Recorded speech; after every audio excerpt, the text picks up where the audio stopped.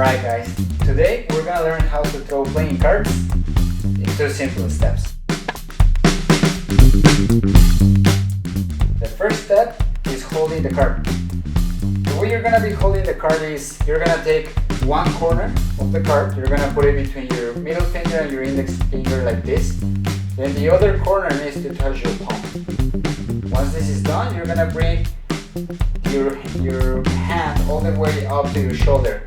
And that's pretty much step 1.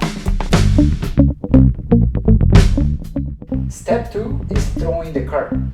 So once you're here, the way you're gonna be throwing the card is as if you were using your arm as a whip. So you're just gonna let it go, but the key here is your wrist.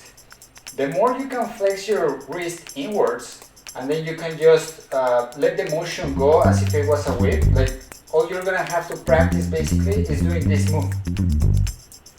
That's it. So once you have the card, if you just do the same move that I just told you, the card is just gonna fly out at a pretty good speed. And that's as simple as it is. Basically, it's just gonna be a practice, repetition, and with time, your precision is gonna improve.